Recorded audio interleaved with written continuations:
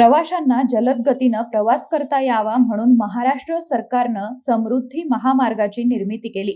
परंतु समृद्धी महामार्गावर मूलभूत सुविधांची वाणव असल्याचं वारंवार समोर आलंय. मुंबई उच्च न्यायालयाच्या नागपूर खंडपीठानंही या तक्रारीवरून प्रशासनाचे कान उपटलेत. एकीकडे मूलभूत सुविधांची वाणव असतानाच आता लूटमारीच्याही तक्रारी येण्यास सुरुवात झाली आहे. समृद्धी महामार्गावर रात्रीच्या वेळी काही वाहनांना अडवून लुटलं जात असल्याचंही समोर आलंय. शरद पवार गटाच्या नेत्या रोहिणी खडसे यांनी या संदर्भातील धक्कादायक व्हिडिओही शेअर केलेत. नागपूर ते मुंबई 701 किलोमीटर असा समृद्धी महामार्ग आहे. फडणवीस सरकारच्या महत्वाकांक्षी प्रकल्पांपैकी हा एक प्रकल्प आहे.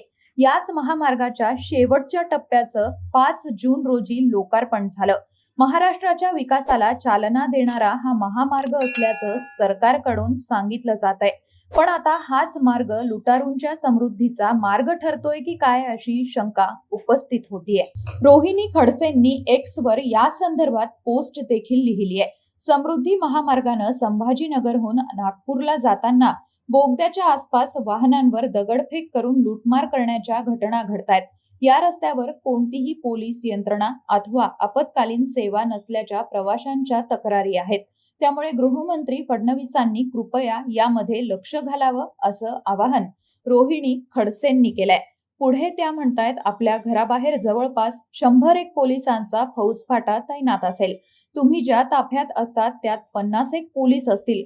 मग ज्या जनतेच्या आशीर्वादानं तुम्ही निवडून आलात त्यांना तुम्ही वाऱ्यावर का सोडलंय असा सवाल रोहिणी खडसेंनी फडणवीसांना उपस्थित केलाय. रोहिणी खडसेंनी शेअर केलेल्या काही व्हिडिओजमध्ये वाहनांवर दगडफेक झाल्याचं दिसत आहे. विशेष करून रात्रीच्या वेळी ही दगडफेक होत असल्याचं स्पष्ट दिसतंय. मालवाहू ट्रक, प्रवासी गाड्या, 4 चाकींवर ही दगडफेक केली जाते.